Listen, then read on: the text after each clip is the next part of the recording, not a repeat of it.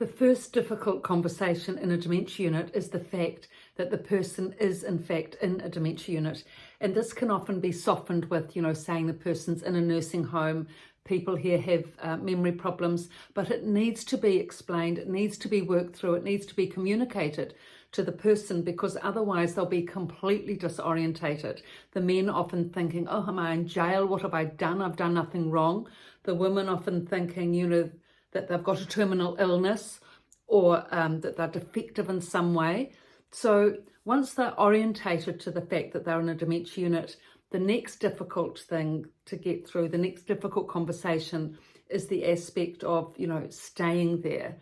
And this is what this video will actually go into, is the whole aspect of how to work with that person, work through their feelings of, being in a dementia facility and being able to accept that and cope with that. There's so much to it and so many levels and layers.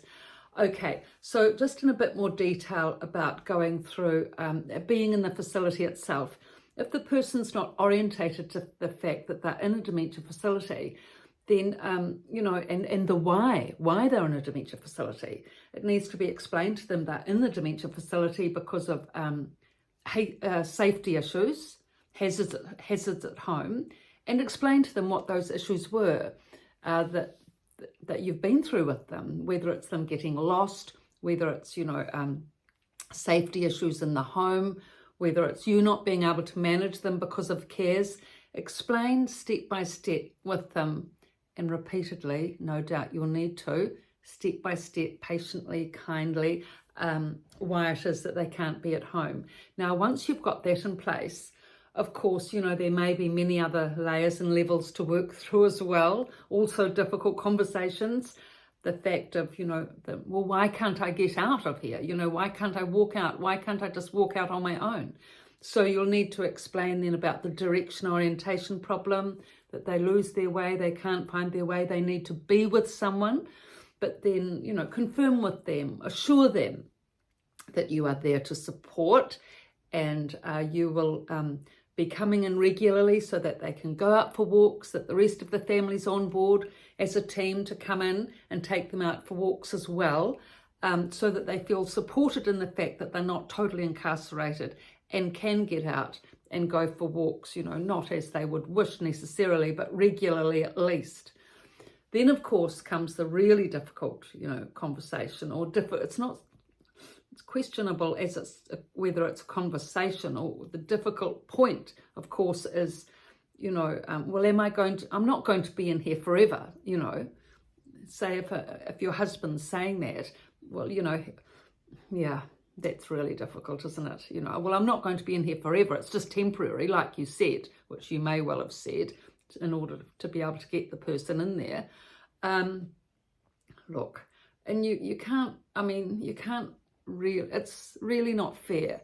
You can't really say to the person, look, you're going to be in here, till the end of your days, or this is where you're going to be forever. You can't say that. The person themselves has to come to that acceptance and realization. That particular core point really is a solo journey. I've observed and experienced with residents, they need to come to that realization themselves. But if they're supported all the way by the partner, by the family, if they're supported all the way, in terms of visits and outings and discussions and communication and empathy and love and, true support and all of those things that go towards a supportive relationship and being able to work through feelings and emotions. Because the thing is, it's really important that feelings and emotions are worked through. Otherwise, they'll just be suppressed, and they'll bubble up, in terms of, anger, anxiety, depression, aggression, of course, being the big one with men.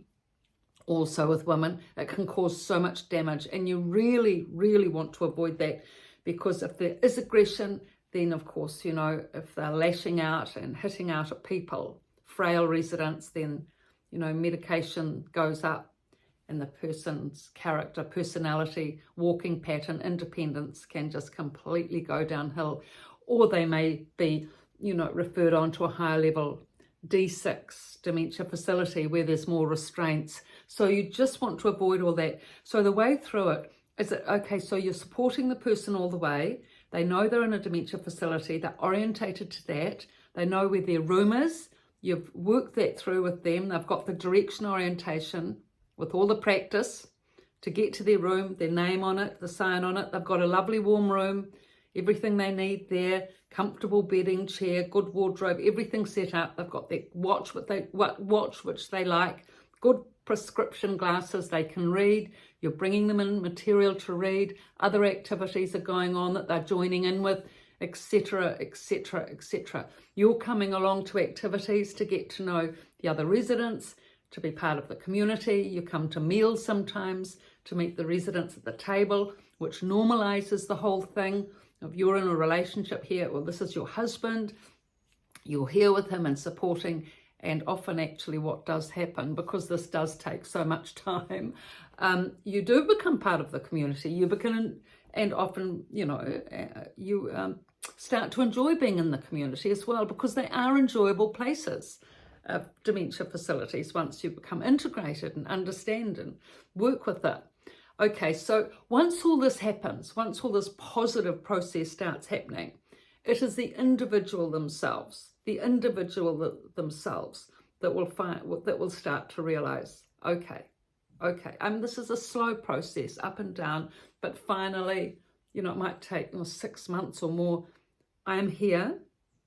This is where I'm staying. This is my home. This is where I'm living. This is my community. Yes, I have a wife. She's visiting. That's fine. I have a family. They're visiting. That's fine. That's good.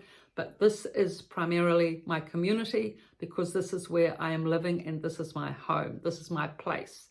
Once they get to that point, once they've got through all those barriers we've discussed, you know, of, you know, that they are here, you know, that they're not going anywhere else, that this is where they need to be for safety, etc.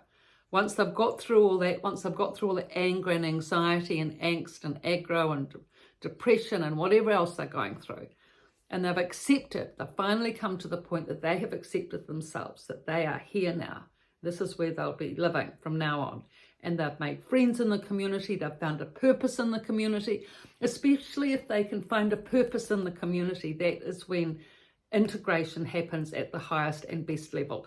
So, for example, if the man finds that socializing with the women, being friendly with the women, you know, especially the ones that are depressed or anxious, cheering them up, you know, having a little chat, saying good morning, all that sort of thing goes a long way to establishing context and connection in a community, because they'll get positive feedback from the women. The women love men being friendly to them.